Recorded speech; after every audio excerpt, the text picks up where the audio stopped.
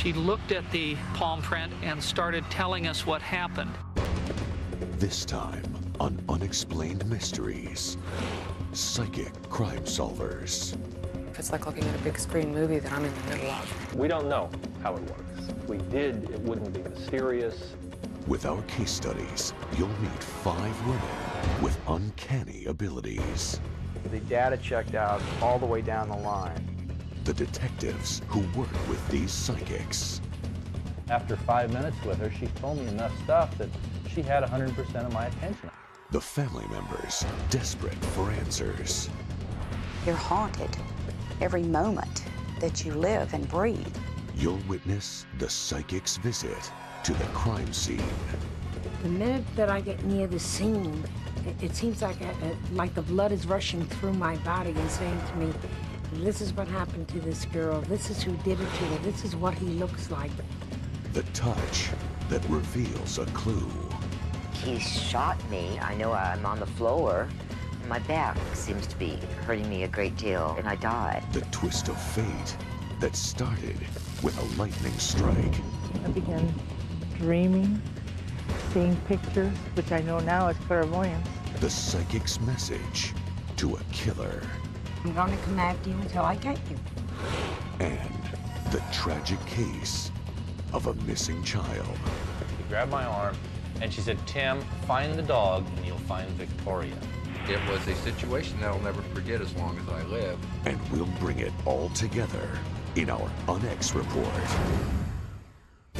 Right here on Unexplained Mysteries, Psychic Crime Solvers.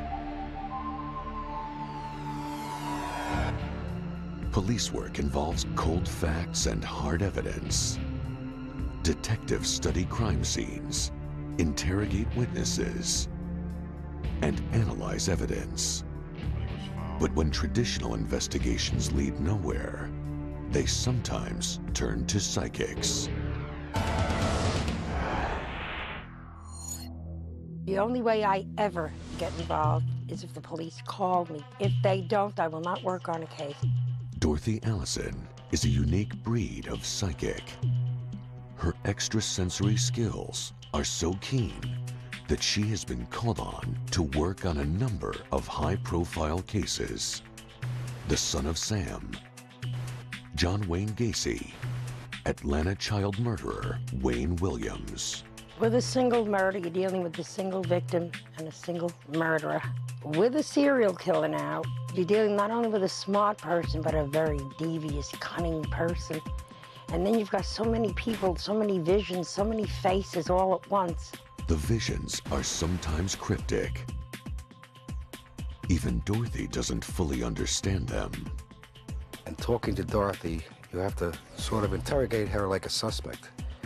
She sees locations, and you have to narrow these locations down to find what you're looking for. December 1978, Chicago. The bodies of 33 boys are found beneath the house of John Wayne Gacy. But one body is missing. Dorothy is called in to help. She has a vision. You will find the body on April 9th, near a bridge, by a river. I was sitting at my desk. Phone rang. It was a sheriff from a small county near this bridge. And he said, you better get down here. We found a body in the river down here. We think it's that boy you're looking for. And I looked at my desk calendar, and it was April 9th. My goal is to see how many killers can I knock down. It's like a game with me now. I love getting a killer. I really do. If you'll ever see evil in a killer, it'll be in his eyes. In Dorothy's eyes, I see hope.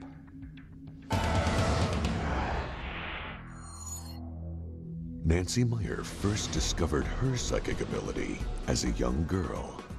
While on a trip overseas, she found that she could read the minds of people, no matter what language they spoke. I discovered that if I got in the person's head, I could get the sense of what they were saying. So I used my ability quite a bit to follow conversations in languages that I didn't know. As her gift continued to develop, she reluctantly started working with the Delaware State Police. It's very overwhelming. It's kind of hard for people to understand that when a person who is as sensitive as I am does a reading, I have to use a very strong system of blocking within me in order to keep the victim's pain.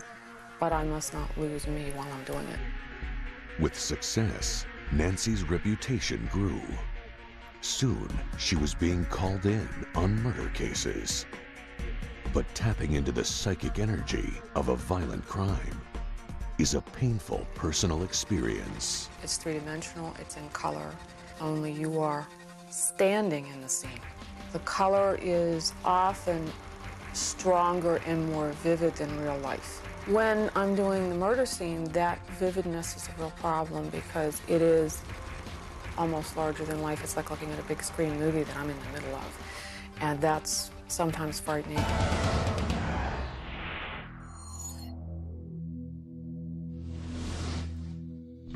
See, I felt he came out this door and then he took a right, which headed towards the back of the building. So, but this is quite a desolate area in here because I felt that he was coming out of the road.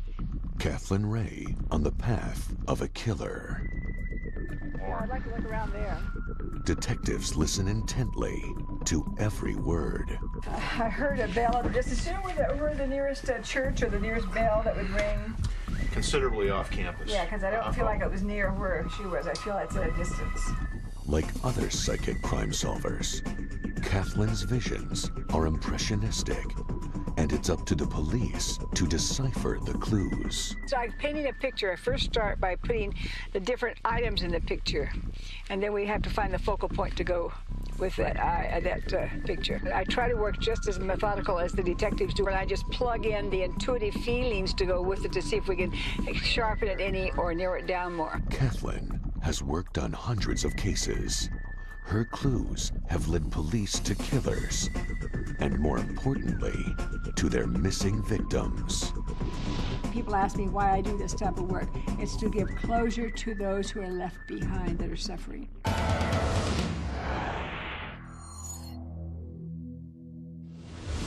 Greta Alexander wasn't born with psychic abilities. A freak accident as a child almost killed her, but it gave her second sight.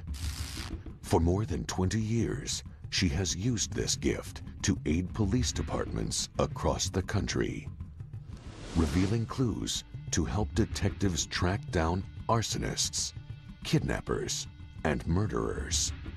To do this, she must look through the eyes of the victim. To actually become her, you actually see these things that she's seen. And I will say, I'm very frightened, I'm very afraid. I am underneath some bushes, and I will say, I am. Because I actually feel like that's me. These gruesome visions sometimes become too overwhelming for Greta. I don't work murder cases anymore, though. I've quit that. It's too hard on me. When you become a victim and you feel the pain. Greta believes everyone has some form of psychic ability, even if they don't recognize it. I think their abilities, everybody's got it. Everybody can play chopsticks. I can just happen to play Chopin.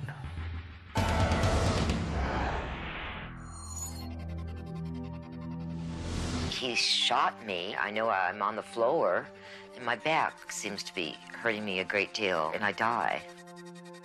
Noreen Rainier lived the first 30 years of her life unaware of her gift. But when a client sensed her abilities, Noreen's extrasensory perception quickly opened up.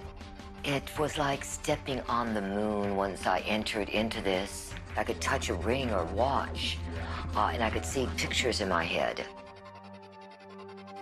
Once she was comfortable with her abilities, Noreen decided to use them to help people. She focused on police work. Using the ability to read objects, Noreen became a valuable tool for detectives. I see the way they see, because I'm not me anymore, I'm them. And sometimes I hurt very much when I'm being killed. 5 women, each has her own way of working. each has her own gift, each using their talents to help the police catch criminals. These are the best and most accurate psychics in America. Coming up, how did the police react to these psychics? We'll hear from seasoned officers risking their careers on a hunch. She looked at the palm print and started telling us what happened. The information that Greta gave us from start to finish was 100% accurate. Kay said that when I found the body, there would be chicken. Chicken, chicken, chicken. And the landmark case that opened up the eyes of detectives everywhere. Police officers are the kind of guys that they gotta try it, test it, hold it, feel it, then they believe it. We have to realize is that psychic ability, when it comes to the surface, is not that easy to deal with. All that and our UNX report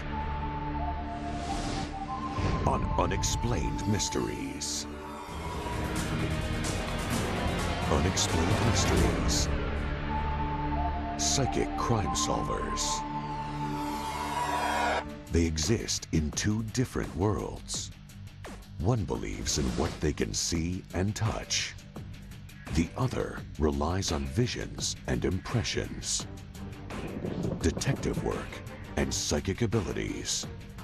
Their worlds only come together when a case is at a dead end.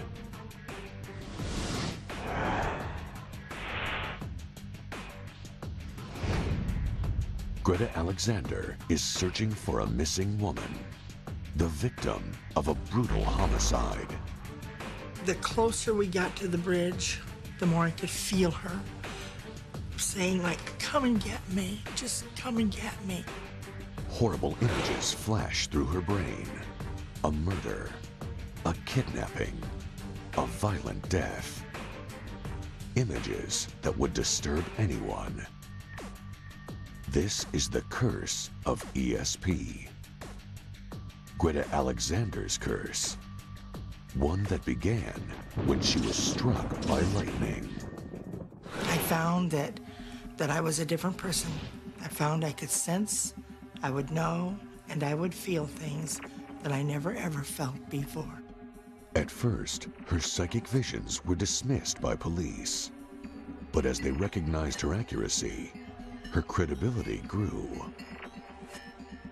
It all began with a murder in Tazewell, Illinois. Mary Cassetta and her boyfriend were traveling from Alton, Illinois to Peoria.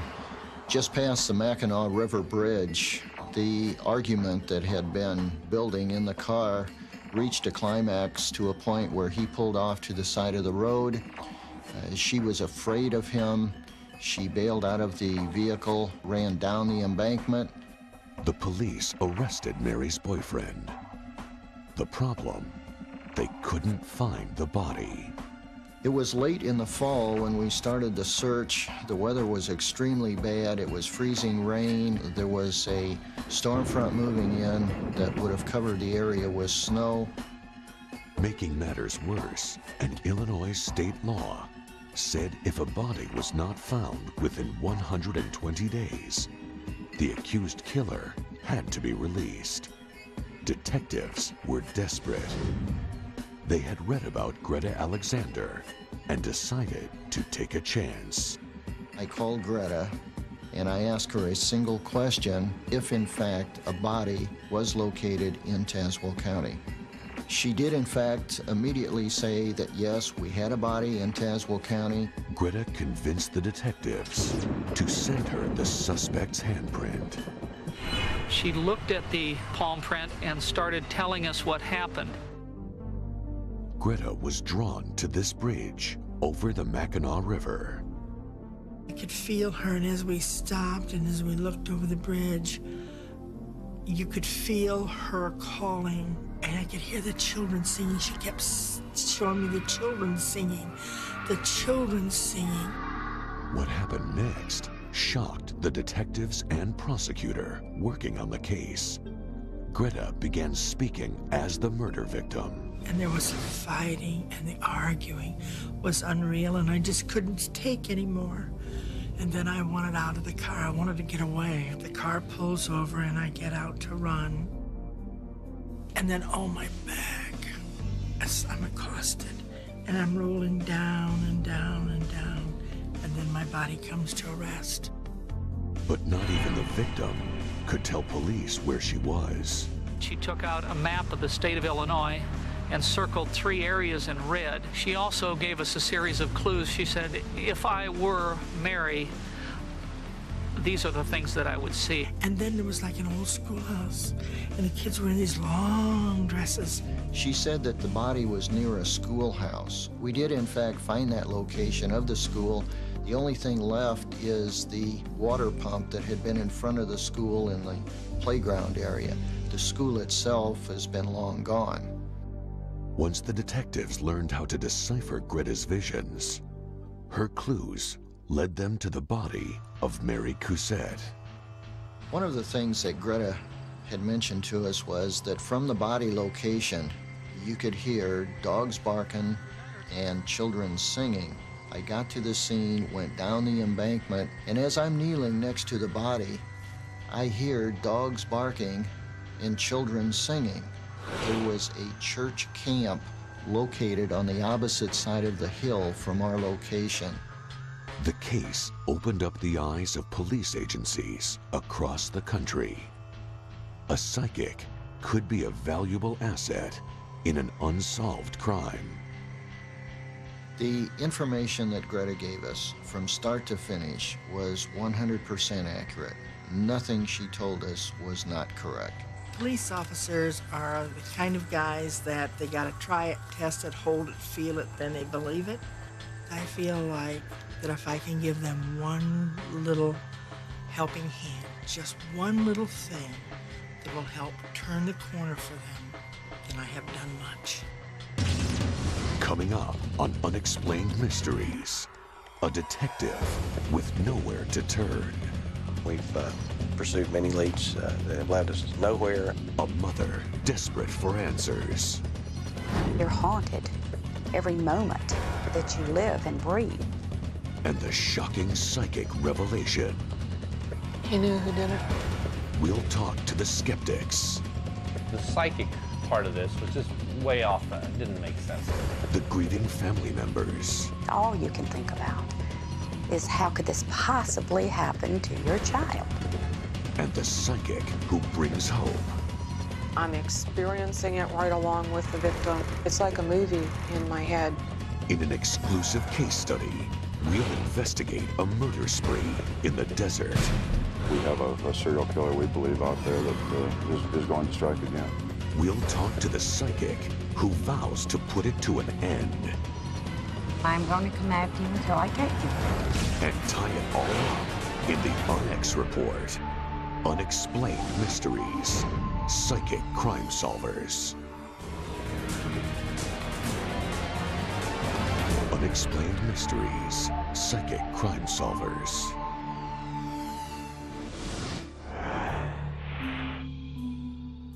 It's very clear to me.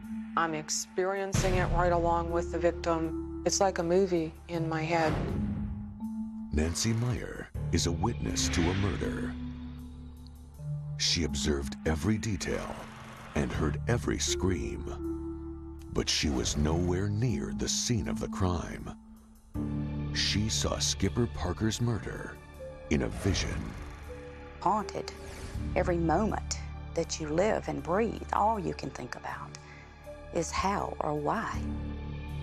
How could this possibly happen to your child? You try to protect them and do everything you can to take care of that child. And then one moment, someone can just take that all away from you. Skipper was buried, but his killer was never found. Detective John Barrow had exhausted every lead. It would appear that this young man was on the way to work. While in his truck, he was fired on by some unknown assailant. One of those projectiles struck and killed him. Up to now, the police have, I think, to the best of their abilities, done what they can, given with the resources that they have available to them. And it's been tough for our family because we want the answer and we want it now. We We've pursued many leads that have led us nowhere, and we've pursued some leads that have given us some information, but certainly not any that has led to the identification of the suspects in the case. The case is still open, the case is still unsolved. Detective Barrow had been working the case for months with nothing to show for it. Then, Skipper's family read an article about Nancy Meyer.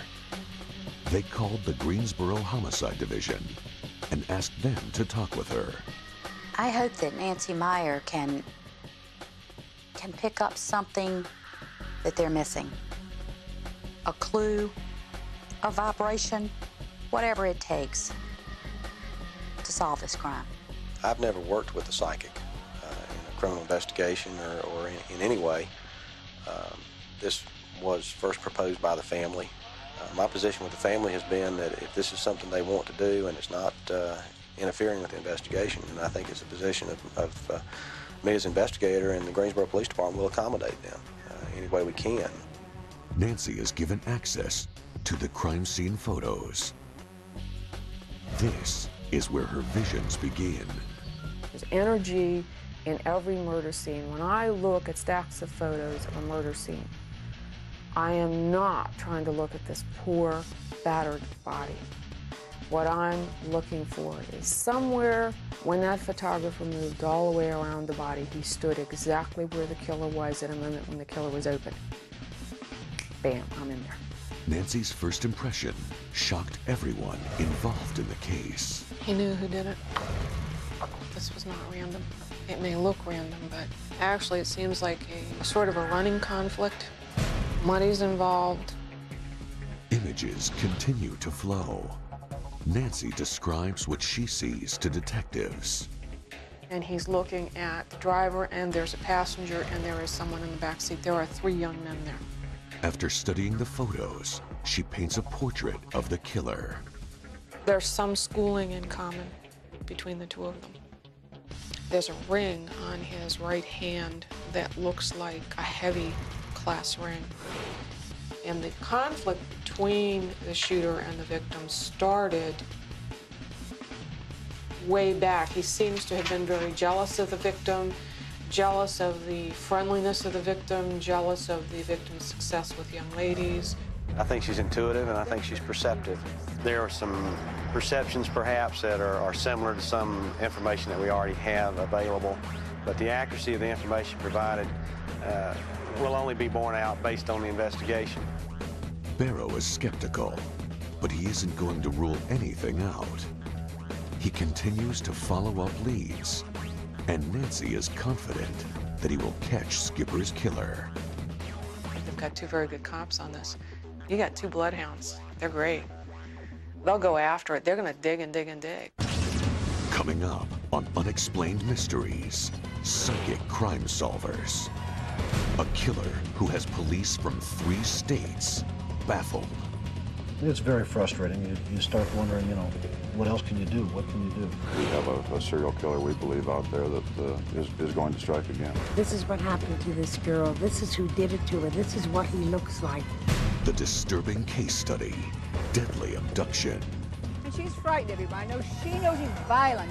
Could be a very violent person. It was a situation that I'll never forget as long as I live. I didn't believe it. But after 5 minutes with her, she told me enough stuff that she had 100% of my attention. And the Unex Report, all on Unexplained Mysteries.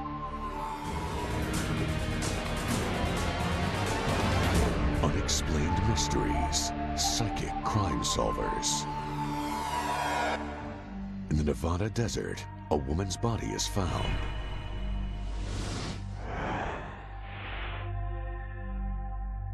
Two hikers made the grisly discovery. Detective Bill Schultz takes the call. When we got out there, we found a white female, unidentified, completely stripped of all her clothing, jewelry, and had been killed by a gunshot. She is known only as Jane Doe. A sketch is released to the press, but no one comes forward to identify her. Jane Doe is buried, but not forgotten. Detective Schultz was determined to find out who she was and who had killed her. He sent out a description of the murder to other police agencies. Within days, he got calls from homicide detectives in Juab and Millard, Utah. They too had their own Jane Doe murders. Okay, I'll show you where our girl was found. After comparing clues, a pattern seemed to emerge. Young female victims shot with a small caliber handgun, stripped naked. They now felt that a serial killer was using their desert as a hunting ground. The scenes are almost identical. The way their hair was pulled up underneath them, the way their heads were turned, the way their hands were laid out in a particular fashion, the way their feet were laid out in a particular fashion. We feel very strongly that the bodies were in fact posed, that there are some things that are not natural with the way the bodies were positioned. Making the case more difficult was that none of the women had been reported missing, and none could be identified. It's very frustrating. You start wondering, you know, what else can you do? What can you do? The police were at a dead end. With nothing to lose, they call in psychic Dorothy Allison. He does pose as either a security guard or a policeman. He does not pose as a trucker that he may be. That's what is so shocking to the girls, because they think they were the police officer, and they don't expect this to happen. They're more or less in a state of shock when he starts attacking them. The detectives are skeptical, but she soon revealed something that only they knew. I was told this girl was shot, and that was all I was told. But I got a feeling about the throat. There's something wrong with the throat, whatever that may be. I don't know. Maybe the police could, you know, sort of let me know what I feel about that throat. Well, the only problem I have with that is that has never been released, and I, you know, I mean, that's a lead for us, and there was something, yeah, something was done on the throat. The detectives aren't ready to give out any information, but Dorothy had clearly gotten their attention with her accuracy. I feel that this man stays mostly in the area of Utah and Nevada, although he's been to Portland and a place that's called Castle Rock or something like that. You said something about Castle Rock? Yes. Castledale? Something with castle in it. Any name that has castle in it, he hangs there. Dorothy picks up on two key pieces of information from the murders. The detectives are stunned. The place she was found is on I-70, out of Castledale. As I understand it, she was last seen when they did ID her in Portland, Oregon. Dorothy talks for 2 hours, with the detectives hanging on her every word. He sometimes travels with a dog in the car. He likes dogs. Do you see, I mean, is there anything about any oddities about the animals that you see? You mean like one leg off or something? Yeah. We're looking for somebody in a vehicle with a three-legged, what we believe is possibly a Rottweiler. The vehicle was also seen up in this area at about the time of the discovery of this body. At the Elko Police Department, Dorothy describes the killer to a sketch artist. So is that long enough right there? Mm-hmm. When Detective Kolsch sees the sketch, he's shocked. All right, when we were looking for an individual in a station wagon, that we had a witness here in Elko who had seen this individual. That person drawn is very, very similar in description as that individual right there. That's the guy we're looking for with the dog. Within just a few hours, Dorothy Allison convinces the detectives. Saying I was skeptical is putting it mildly, but Dorothy told us some things today, things that came to her that somewhat take me back, and that's to put that mildly. There were some things that she had said while we were out at the scene that has never been public or made public. Things that were only known by the four of us and or people within our own agency or sheriffs. She gave some names and some businesses and stuff, and that I think really need to be followed up on. Since the detectives last talked to Dorothy, one of the murders has been solved. And while it was unrelated to the other cases, they haven't lost hope that one day they will track down the Jane Doe killer. Next on Unexplained Mysteries. A desperate family calls on a psychic to locate their missing daughter. I was dreaming about what can I do, what other avenues can I go? And it came to me in the dream. The detective who went out on a limb. The psychic part of this was just way off. It didn't make sense to me. These feelings are something I've educated, like you've educated your other senses, to where I can use them more fully. And the clue that would break the case.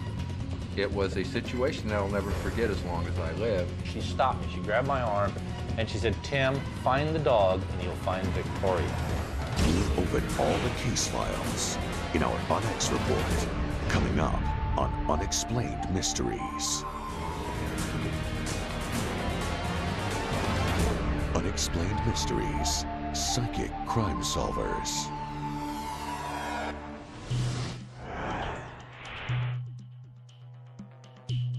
Fresno, California, nestled in the San Joaquin Valley, farms stretch out as far as the eye can see. A shocking crime took place here.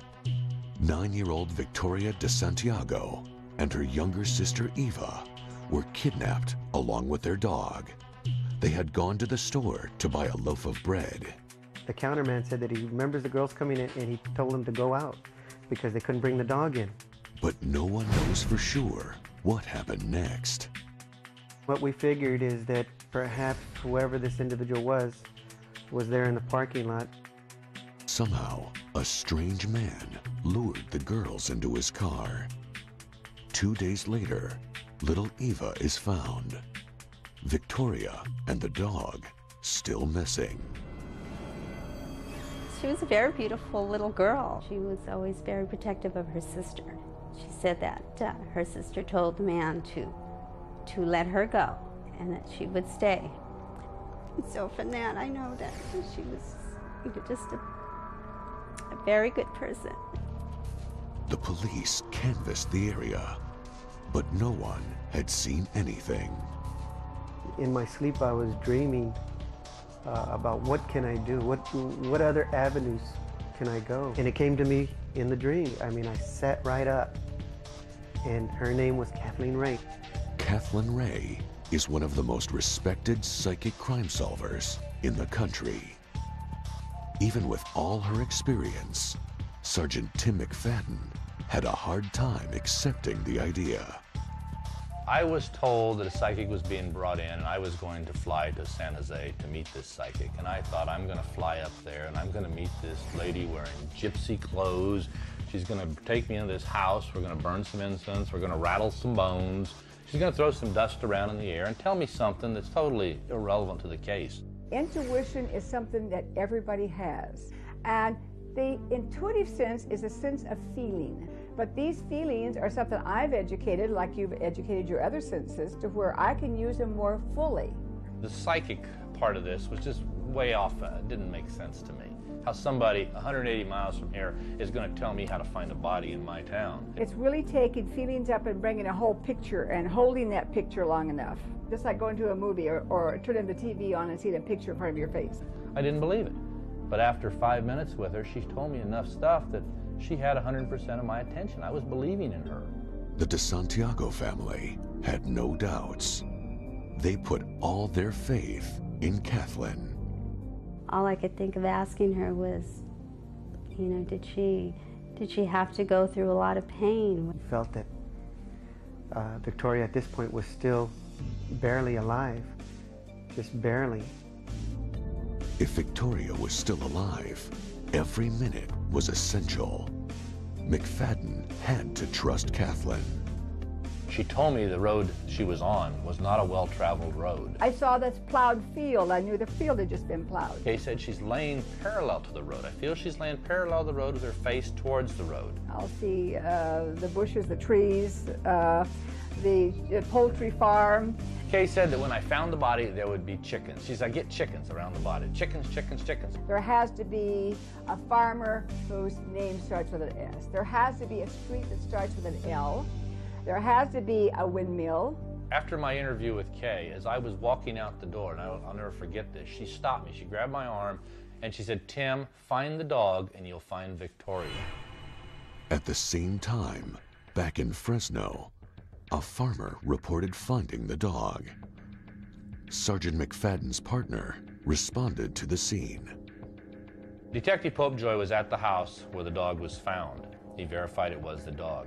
So I asked Detective Popejoy, I said, well, are there chickens out there? So I asked the rancher, the farmer there, I said, is there a poultry ranch here? He said, yes, just south of here, about a quarter of a mile, there's a abandoned poultry ranch. Detective Popejoy, he got the call on the dog, and he came out here and talked to the farmer that found the dog, and he found it down here a little ways and brought it back to this house. And when I was talking to him on the phone, he said there was no windmill. It was a situation that I'll never forget as long as I live, was him on the phone to me, and we are talking about this windmill, and I'm telling him there's no windmill here, and the landowner standing behind me said, oh yeah, you just walk by one, it's in the front yard. As I'm telling him things that should be there, and he's confirming these back to me that Kay said would be there, I'm getting higher and higher. And wow, this gal does know what she's talking about. We immediately called for officers to respond, and it was from him telling me what she saw 145 miles away. Following the clues Kathleen had given, the police narrowed the search. The street must start with an L. Leonard Street. The farmer's last name begins with an S. There is an S on the mailbox. And when her body was found, it was laying parallel to the road, her head facing it, just as Kathleen had predicted. And she was still alive, in a coma, suffering right there in the little trench. And Kathleen Ray found that as she described it to the T. By the time authorities arrived, Victoria had died. The case is still open. The killer has yet to be found. But McFadden hasn't given up. With Kathleen's help and some good detective work, it's just a matter of time. I believe it could be solved. Somebody out there, somebody somewhere has got to know more about this, but they've never come forward. And for the De Santiago family, finding their daughter lets them rest a little easier. Thank you, God.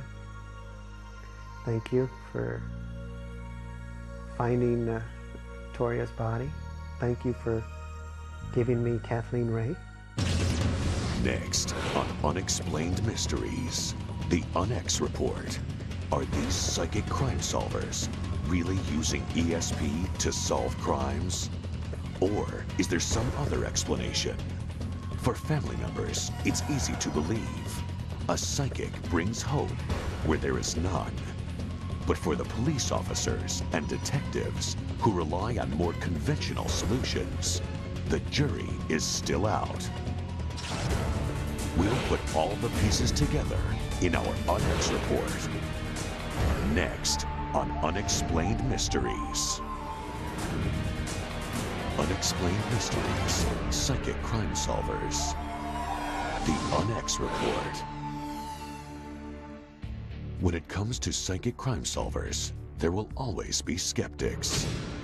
The law enforcement community isn't convinced. And even today, the use of a psychic on a case can be controversial. I didn't want the public to get the wrong impression that John Swan uses psychics to do all his rescue. Sometimes the family asks to bring in a psychic. My position with the family has been that if this is something they want to do and it's not interfering with the investigation, the Greensboro Police Department will accommodate them any way we can. The reason is always the same. We've pursued many leads that have led us nowhere. You start wondering, what else can you do? What can you do? But overcoming reason and common sense isn't easy.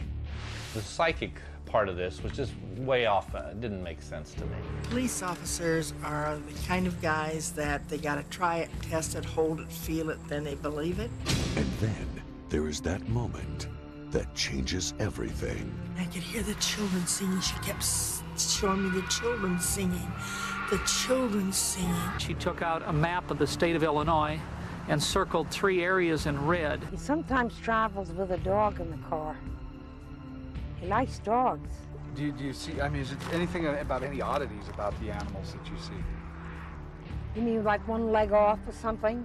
That's the guy we're looking for with the dog, the individual with the dog. After 5 minutes with her, she's told me enough stuff that she had 100% of my attention. I was believing in her. The cases aren't always solved.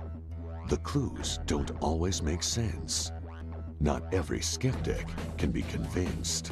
We don't know how it works. I mean, if we did, it wouldn't be mysterious. These women have heard it all. They know what most people think of them. But they keep helping. They keep providing hope. People ask me why I do this type of work. It's to give closure to those who are left behind that are suffering. If I can give them just one little thing that will help turn the corner for them, then I have done much. It's like a game with me now. I love getting a killer. I really do. And there's only a light shining out of total darkness. You're going to walk towards that light. Whether it's the wrong way, the right way, it doesn't matter. It's a direction. When the logical fails, sometimes the supernatural can provide answers and solve crimes. Exactly how it works, nobody knows. So for now, that must remain an unexplained mystery.